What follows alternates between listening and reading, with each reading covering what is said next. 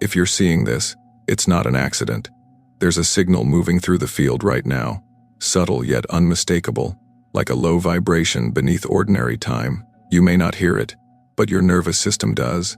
It hums in the background of your day, the strange restlessness, the unexplainable fatigue, the sudden impulse to withdraw or start anew.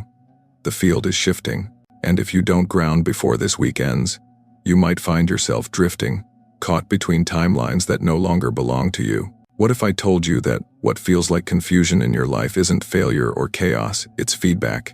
That every delay, every surge of emotion, every sleepless night is not random, but a transmission from the zero-point field, asking one simple thing: return to coherence. Because the zero-point field isn't out there, buried in equations or telescopes. It's here, vibrating quietly in the stillness behind your breath. You're standing in it right now. You've always been standing in it, but you've forgotten how to feel it. Most people mistake the noise for the message. They chase meaning in movement, scrolling, reacting, rushing, trying to stabilize their lives by rearranging circumstances instead of energy. Yet the signal doesn't come through motion. It comes through stillness. When the world accelerates, the only way to stay aligned is to slow inside. Imagine yourself as a tuning fork struck by unseen light. Every thought, every inhale, every heartbeat either amplifies that light or distorts it. The field is not judging you. It's mirroring you. It gives back exactly what you broadcast. This week, the field is unusually responsive. Patterns you've rehearsed for years, fear, resistance, overthinking, will collapse faster than ever if you don't match their frequency. That's why grounding is essential now. Grounding isn't about plants or bare feet, though those help. It's about anchoring awareness in your body so the higher signal can translate into action without frying your circuits. Without grounding, insight turns into static, intuition becomes anxiety. But when you anchor fully, the same current that once overwhelmed you begins to guide you. So pause. Feel your breath moving through your chest. Notice the faint electricity behind your ribs. That's not imagination. That's information. The universe is speaking in sensations, not sentences. If you listen beyond the words, you'll sense the quiet instruction hidden inside. Slow down, settle, synchronize. Because before manifestation comes, magnetization, and magnetization begins in stillness. If you're seeing this, you were meant to. You were drawn here by resonance, not coincidence. The field arranged this meeting because you're ready to remember something ancient. Your power doesn't come from effort. It comes from alignment. The zero-point field isn't promising you miracles. It's offering you neutrality, the perfect balance point where potential waits to become form. But to reach it, you must ground. Not tomorrow, not after the noise fades. Now, before this week's signal peaks and resets the patterns you're still rehearsing, take this as your invitation to recalibrate. The storm outside is only a reflection of the static within. The way out isn't forward, it's downward, into the body, into the breath, into the quiet pulse that never left you. You don't need to chase the signal.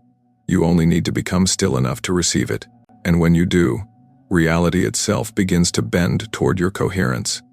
Because in the quantum language of creation, grounding is not just stability. It's permission for the universe to meet you halfway. You've been taught that reality happens to you, that the world outside dictates how you feel inside. But what if that's backward? What if what you call reality is actually a delayed reflection of your internal frequency, like a signal echoing back after it's already been sent? Most people are caught in this echo loop, a feedback cycle that keeps replaying the same emotional weather, the same stories, the same sense of striving without arrival. They keep rearranging the scenery of their lives without realizing they're standing in the same play. It starts with a trigger, a word, a glance, a bill, a memory. The body reacts before the mind interprets. Breath tightens, shoulders lift, and a cascade of biochemistry floods the system. In that instant, perception narrows. You see only the threat, not the field. You don't realize that your perception is not showing you truth. It's showing you coherence. Whatever you hold most consistently, fear, shame, worry, becomes the organizing frequency for everything you notice. The mind then rushes to explain the sensation. I'm anxious because of that message. I'm frustrated because they didn't listen. But those interpretations are just cover stories for energy patterns playing themselves out. Here's the hidden architecture of the loop. First, there's a stimulus. Then a breath pattern forms in response, shallow, hurried, fragmented. That breathing state triggers a corresponding emotional signature, which colors meaning. Meaning dictates action. Action creates outcomes that reinforce the original state. The field mirrors this coherence back to you, confirming the illusion of cause and effect. You feel certain the world made you feel small, but in truth, your own signal encoded that version of the world first. Every habit of attention is a ritual of reality. When you dwell on scarcity, you train your nervous system to recognize only lack. When you ruminate on betrayal, you amplify signals of mistrust until they dominate the sensory field. You think you're analyzing life, but you're actually broadcasting instructions to the field. The outer world complies faithfully, sculpting itself around your inner broadcast. This is why positive thinking often fails. It tries to overlay bright words onto incoherent breathing. The field doesn't read vocabulary, it reads vibration. This is the perceptual crisis of our age. Humanity has mistaken data for wisdom, stimulation for aliveness, reaction for awareness. We scroll through endless information streams, confusing motion with meaning, while our nervous systems drown in unintegrated charge. You might notice it as chronic fatigue, brain fog, emotional volatility. It's not just psychological overload. It's an energetic dissonance, your body broadcasting one frequency while your mind insists on another. The result is fragmentation. You can't receive clear guidance because your signal is split. The zero-point field can't meet incoherence halfway. It's a mirror so precise it can only amplify what's already harmonized. That's why your manifestations stall. You affirm abundance while breathing scarcity. You visualize love while your chest contracts around old wounds. The field isn't punishing you. It's waiting for you to become internally congruent. Once your inner geometry stabilizes, external reality rushes to match it, sometimes in hours, sometimes in moments. But coherence cannot emerge from resistance. It arises from awareness. The loop unravels the moment you observe it without judgment. When you catch yourself reacting, pause not to fix, but to notice. Observe the micro-movements of your breath. Feel the contraction pattern. Don't label it wrong. Witness it as data. This simple act of observation reintroduces choice. You've shifted from being the signal to being the observer of the signal. And that subtle shift changes everything. The breath begins to deepen. The nervous system recalibrates. The mind expands beyond binary thinking. The moment you stop identifying with the loop, its momentum dissolves. Most people never see this mechanism because it's invisible and instantaneous. But every reality loop follows the same formula. Trigger, state, story, action, evidence, belief, trigger again. It's a perfect closed circuit, endlessly self-validating. To exit it, you don't need to destroy the loop. You only need to notice where it begins in the breath, not the event. The breath is the doorway between unconscious programming and conscious creation.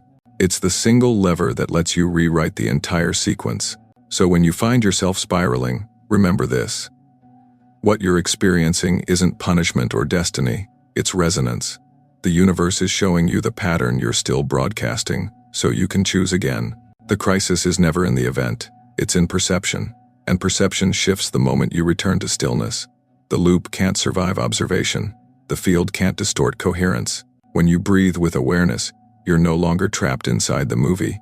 You're sitting in the projector room, adjusting the light that makes the movie possible. You've heard the phrase observer effect, but most people treat it like a curiosity, a physics footnote about particles that behave differently when watched.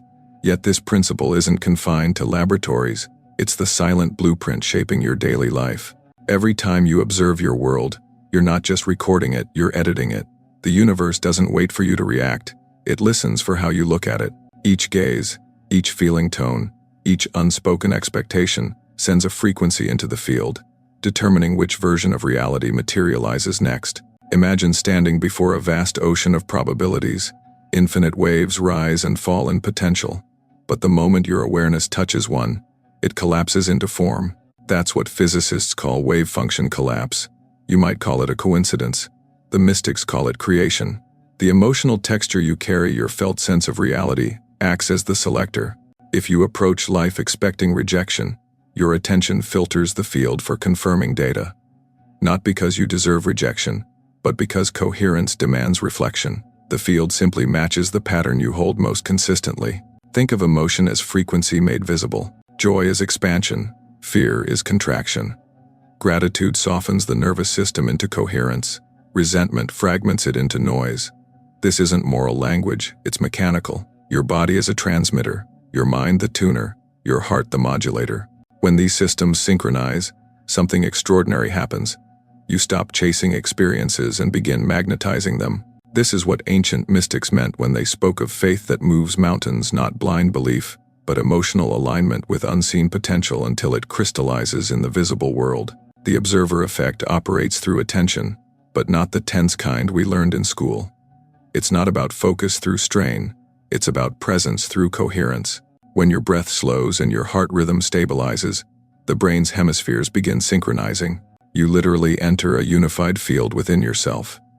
In that state, your perception widens, your body relaxes, and probability bends toward harmony. The HeartMath Institute calls this heart-brain coherence.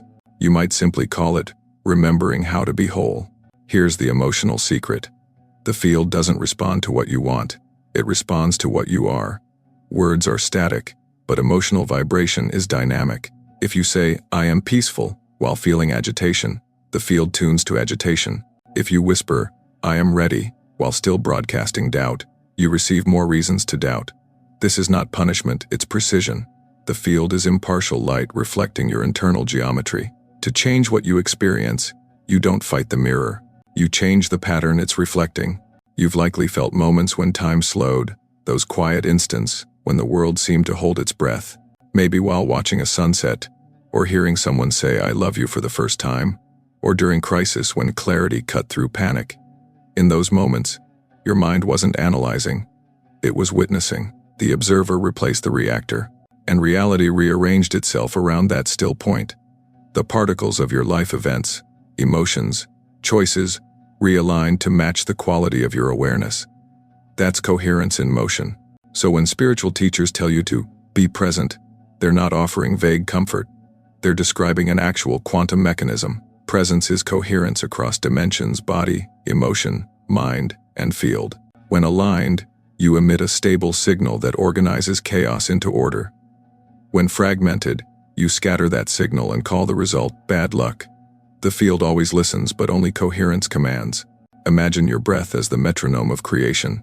Each inhale gathers probability. Each exhale selects form. When the rhythm becomes steady, you start noticing synchronicities, numbers repeating, messages arriving just when needed, obstacles dissolving without effort. These are not coincidences, they're coherence signatures.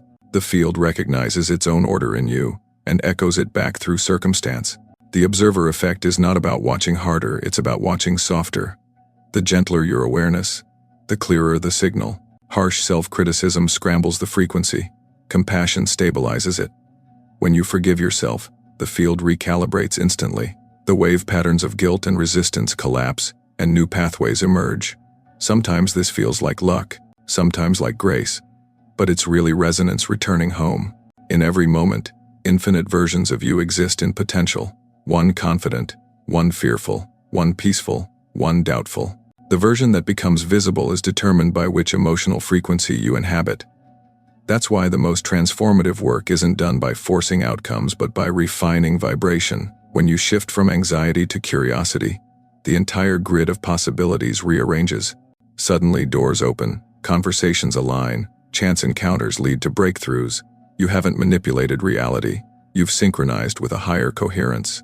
What science calls quantum probability, mystics have long known as faith, the deep embodied knowing that what you seek already exists, waiting for you to stabilize into alignment with it. Faith isn't blind belief, it's the art of emotional resonance. The zero-point field, that cosmic stillness underlying all form, isn't distant or mystical. It's the background hum of your own being. When your awareness rests there between heartbeats, between breaths, you're no longer a personality chasing outcomes. You're consciousness choosing expression. So the question isn't whether the observer effect is real.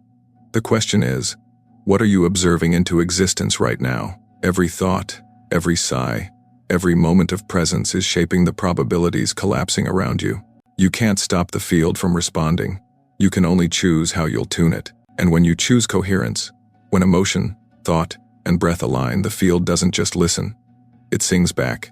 Long before the term quantum existed, Civilizations across the world built entire cosmologies upon the same pattern we now glimpse through physics. The interplay between the invisible and the visible, the still and the moving, the field and the form. The Egyptians called it Ma'at, the sacred balance that held the cosmos in order. The Buddhists called it Anapanasati, the mindful awareness of breath, the gate to liberation. Though separated by centuries and oceans, both teachings describe the same truth. The universe is woven from rhythm and rest, expansion and return, and consciousness is the bridge that unites them. In ancient Egypt, initiates entering the temples of Luxor or Abydos were told that before they could speak the names of the gods, they had to master silence. They practiced breathing rituals at dawn, when the desert was still cool, aligning their inhalations with the rising sun. They believed each breath pulled a fragment of the divine into the body, each exhale an offering back to creation. This was not metaphor to them. It was physics in prayer form. The priests of Ma'at understood that balance wasn't moral, it was energetic. To live without balance was to disrupt the symmetry of the field. The scales of Ma'at were not about judgment in the afterlife. They represented coherence in this one. A heart light as a feather wasn't just poetry.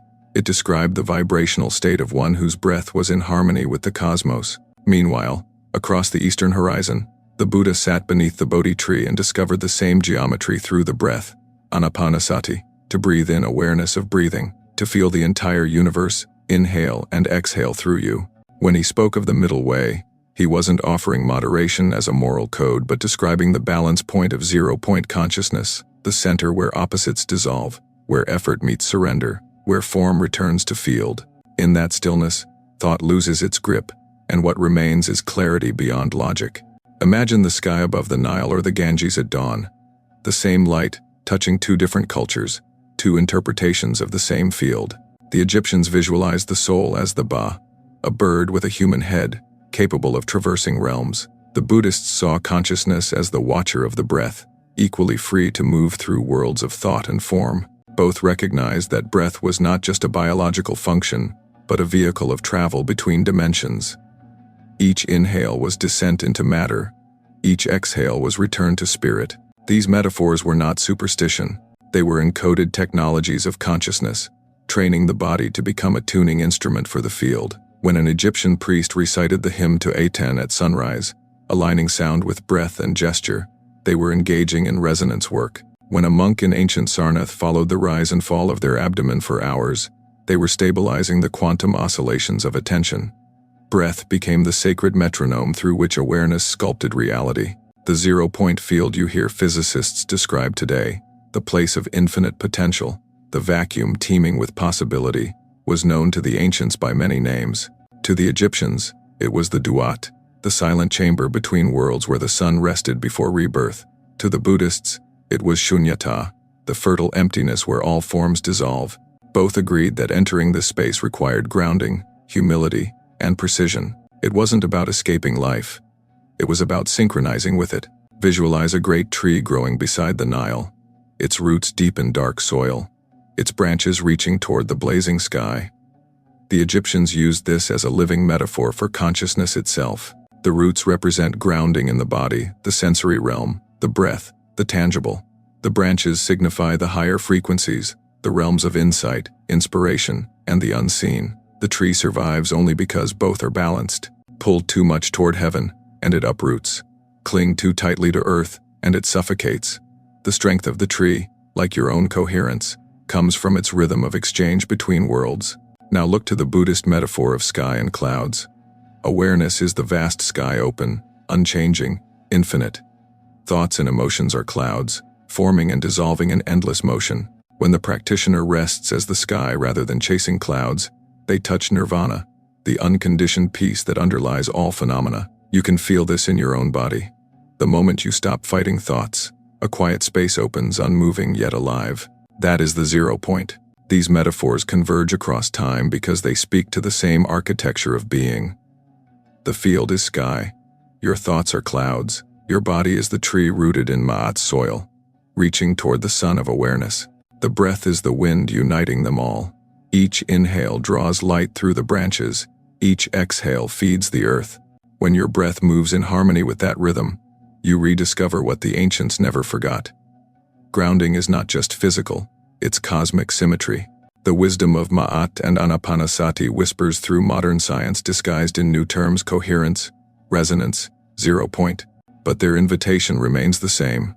Return to balance between heaven and earth, thought and stillness, being and becoming. In this balance lies the secret doorway through which the field translates potential into form. The ancients called it divine order. We might call it alignment. The name doesn't matter, the frequency does. And so the bridges stand: Egypt's golden scales and Buddhism's silent breath, both pointing toward the same horizon of understanding. That to create consciously is to breathe with the universe itself, neither grasping nor resisting, but witnessing the rhythm of creation through the stillness of your own heart. Now that you understand the map, let's step into the territory itself. No concept, no philosophy, just direct experience. What follows is not a belief system or ritual. It's a practice of coherence. Do it gently, as exploration, not performance. Remember, this isn't a medical technique. It's an educational invitation to notice the dialogue between your breath, your body, and the field around you. If at any point you feel discomfort, stop, open your eyes, and return to ordinary awareness. The goal is presence, not perfection. Begin by finding a quiet space. You don't need incense or music, just a few moments where you won't be interrupted. Sit or stand comfortably. Let your spine rise like the trunk of that ancient Egyptian tree, rooted below, open above. Feel the weight of your body resting on the ground, the subtle pulse beneath your feet. This is the first act of grounding, acknowledging the earth beneath you as part of your own circuitry. Now, draw attention to your breathing. Don't change it yet, simply observe. Notice the texture of the air at the tip of your nose. Feel the expansion through your ribs, the gentle fall of the exhale. For a few moments, let the breath reveal itself as movement and stillness woven together. This is the language the field understands. When you're ready, begin the coherent cycle. Inhale through your nose for a count of 5. Hold lightly for 2. Exhale through your mouth for a count of 5. And rest again for 2.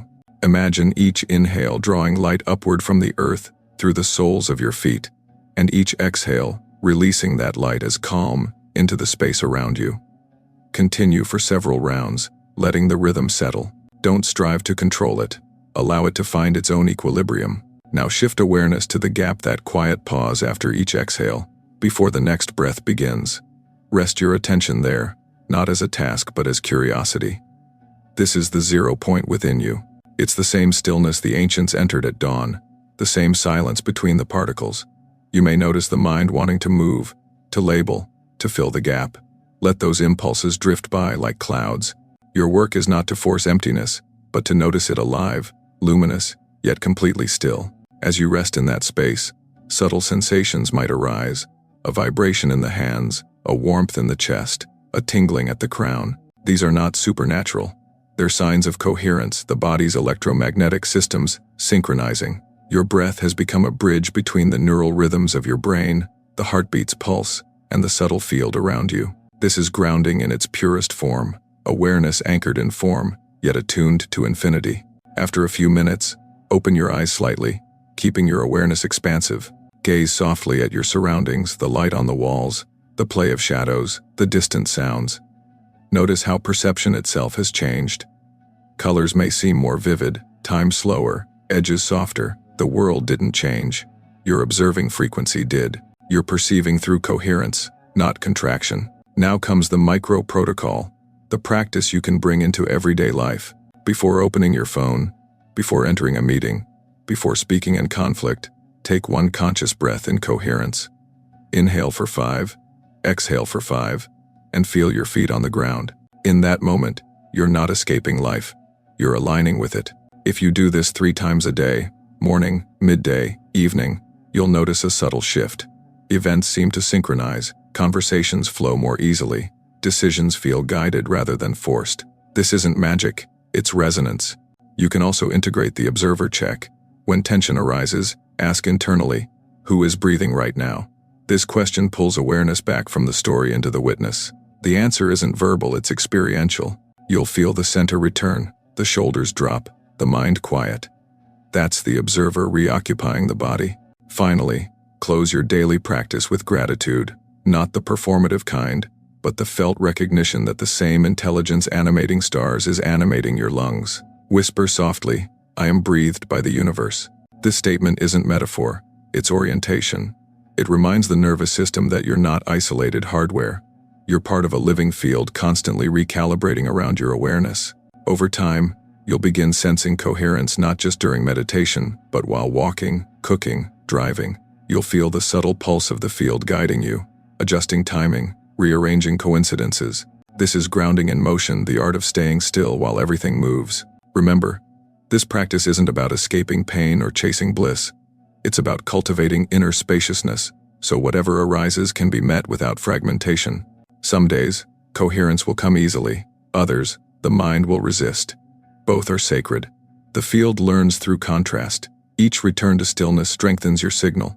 In the end, grounding isn't a task to complete before this week ends, it's a lifelong conversation with the zero-point field. Each breath is the question, each moment of stillness, the answer. And when you learn to listen in that language, you realize the signal was never outside you. It was your own consciousness, calling you home. Something remarkable happens the moment you stop using the breath to escape and start using it to engage. The center of gravity in your life shifts from reaction to creation, from victim to architect. You begin to sense that reality isn't happening to you, it's happening through you, mirroring the frequency you hold. This is the turning point where the self you once defended begins dissolving into the awareness that designs worlds. For years, you may have believed your circumstances defined you. The numbers in your account, the tone in someone's voice, the opportunities that came or vanished. Yet beneath every situation lies a simple law of coherence. Energy follows state. When you're grounded, the world behaves like a mirror polished by stillness. When you're scattered, the same world distorts like a funhouse reflection. Nothing outside needs to change first. The field reorganizes only after your frequency does. Picture 3 scenes, one about money, one about relationship, one about leadership. They're not fantasies, they're laboratories for conscious creation. In the first, imagine you're facing financial uncertainty. Bills due, timing tight, the old pulse of fear rising. The habitual reaction is contraction, breath shallow, mind racing to calculate or catastrophize. But now you remember the gap. You place a hand on your chest, inhale for 5, exhale for 5. You feel your feet on the ground, that subtle hum of the field under your skin. The numbers haven't changed, but your state has. Instead of scarcity, you sense space. Ideas begin surfacing not from panic but clarity. A phone call to make, an old contact to revisit, an opportunity you overlooked. In that calm coherence, resources realign. The field responds not to desperation, but to openness. Abundance flows toward grounded receivers, not frantic transmitters. In the second scene, a relationship conflict brews. Someone's words cut deep. The body tenses. The story flares, they never understand me. But before reacting, you catch the moment between trigger and response. You breathe once, twice. In that pause, you notice the wave of hurt moving through your chest. You don't suppress it, you witness it. Awareness holds the charge until it softens. When you finally speak, your voice carries steadiness instead of accusation. The conversation shifts. The other person's defenses lower, matching your frequency of coherence. The miracle isn't that you won the argument, it's that you ended the war of frequencies. You transmitted peace, and peace replied. In the third, imagine leading a team, a family, a vision. Pressure mounts, decisions demand clarity, and everyone looks to you. The ego's instinct is to control outcomes, to force movement, but leadership at the quantum level is different. It's less about control, more about conductivity. You pause, connect with breath, feel the space behind thought. In that stillness, a direction emerges unforced. Words come with weight and warmth. The group senses it, the unspoken trust of someone anchored in coherence. That's leadership as resonance, the power to steady others because you've steadied yourself.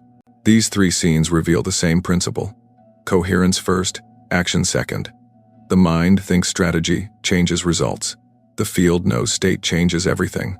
You can spend years fixing symptoms or seconds shifting frequency. Once grounded, every act, email, conversation, step carries the geometry of order. The universe mirrors that precision back in kind. This turning point is not about denial. It's not pretending problems don't exist.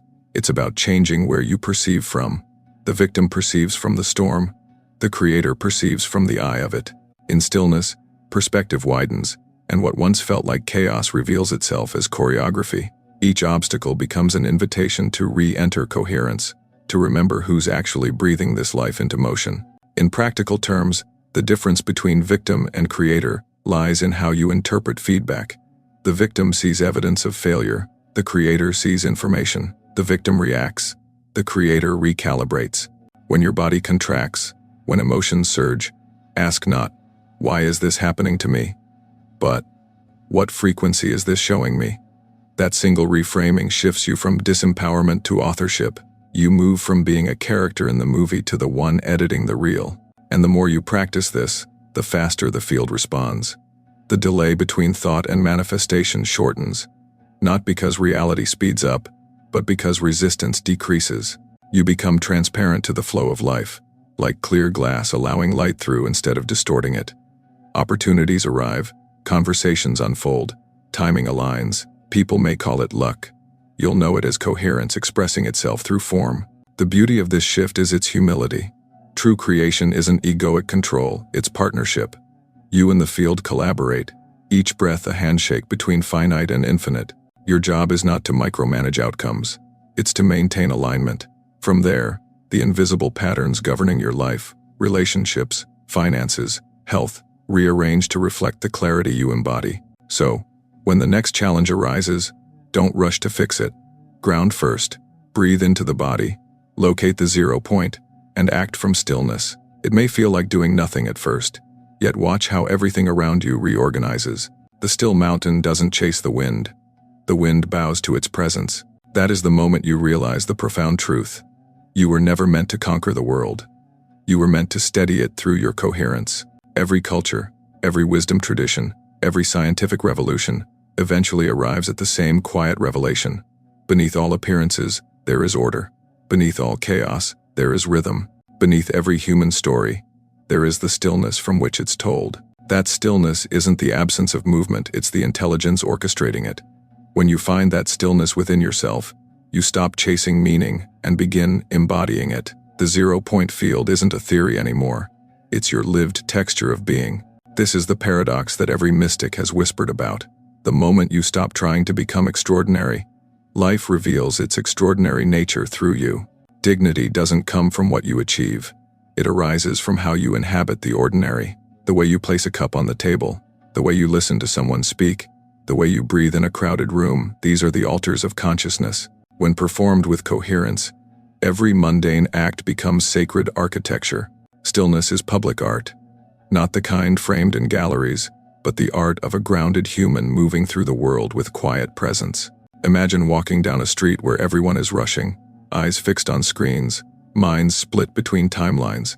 Then one person pauses, breath slow, gaze soft, grounded in the rhythm of now. Without saying a word, they shift the entire frequency of that space. The air feels different. Strangers unconsciously match their pace. A field of coherence forms around that single point of stillness. This is what it means to live as a stabilizing force in a turbulent world. Agency, in this sense, is not grandiosity. It's not shouting your will into the universe. It's remembering that the universe is already listening. True agency is quiet confidence, the knowing that your state shapes reality more effectively than your struggle ever could. The ancient Egyptians called this heka, the word of power, born from alignment, not command. The Buddhists called it right action, behavior arising naturally from wisdom, not desire. Both pointed to the same truth, that creation flows through those who no longer resist being its vessel. When you breathe coherently, when you act from stillness, you discover a kind of grace that doesn't depend on certainty. You can stand amid ambiguity and still feel anchored. You can hold sorrow without collapsing, joy without clinging. You belong everywhere because you're no longer separate from the field that births everything. This belonging is not social approval. It's existential intimacy, the felt recognition that the same consciousness moving galaxies is animating your heartbeat. Modern culture glorifies acceleration. It equates importance with busyness, depth with noise. But the most transformative power operates in near silence. Think of seeds beneath soil, galaxies forming in invisible plasma, neurons wiring in the dark. The field works quietly, and so does your consciousness when it aligns with it. The next evolution of humanity won't arrive through louder opinions or faster technologies. It will come through individuals mastering stillness amid motion, coherence amid complexity. So what does this mean in your everyday life? It means that every time you choose a calm breath over a reactive word, you contribute to planetary coherence. Every time you listen deeply instead of interrupting, you anchor balance in the collective field. Every time you forgive, you untangle probabilities that might have led to conflict. These small acts are not insignificant. They are quantum interventions, disguised as kindness. You don't need to renounce the world or retreat to mountains to access transcendence. The divine experiment was never about escaping form. It was about inhabiting it, fully, awake, to sit in traffic and remain peaceful, to feel grief and still sense beauty, to act decisively without aggression. These are not minor achievements. They are the real miracles of consciousness maturing within the human frame. Remember the image of the mountain from earlier, the one that neither chases nor resists the storm. That mountain is your true nature, still, unmoving, yet shaping the very weather that swirls around it. From this perspective, your life is not a problem to solve but a masterpiece unfolding through contrast. The disappointments, the delays, even the heartbreaks, each is a brushstroke in the vast mural of your becoming. When you live this way, even silence speaks.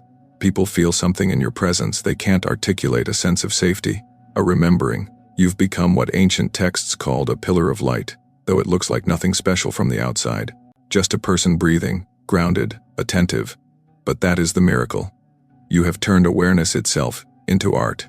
The philosopher Plotinus wrote, "Withdraw into yourself and look.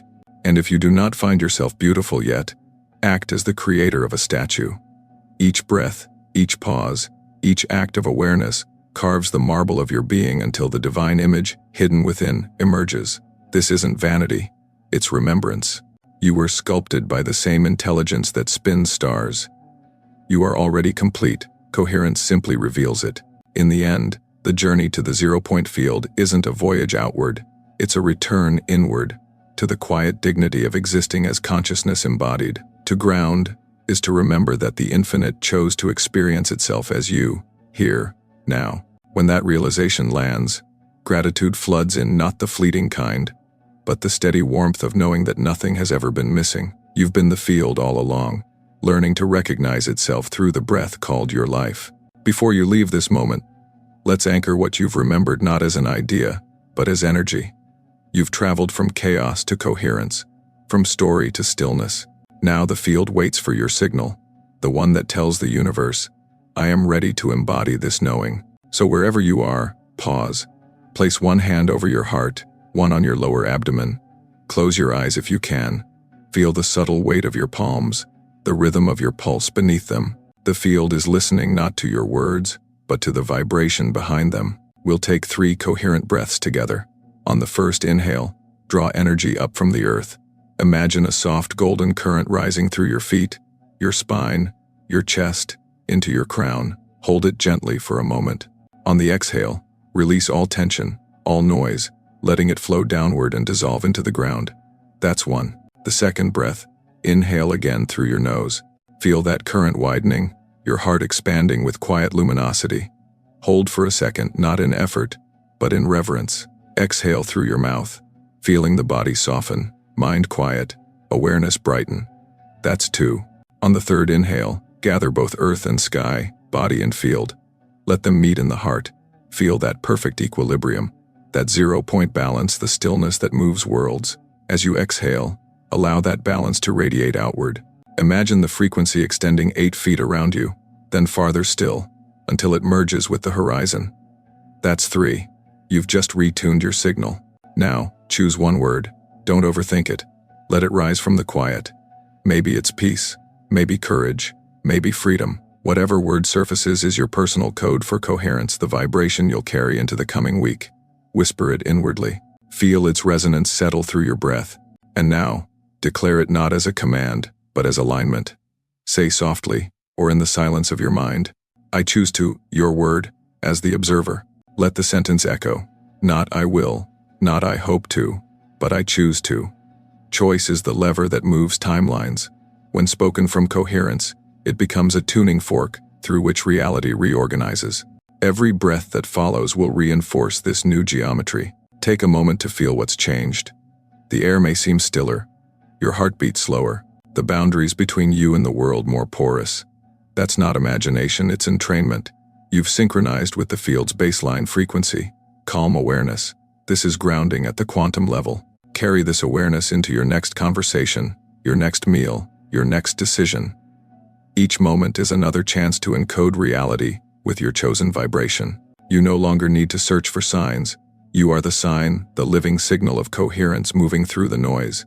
If these words resonated, if you felt something ancient stirring beneath language, consider this more than a video. It's a frequency. Subscribe, not just to the channel, but to this wavelength of remembrance. Each time you return, you strengthen the collective field of awareness that's quietly reshaping our world. Remember, the field doesn't respond to effort, but to authenticity.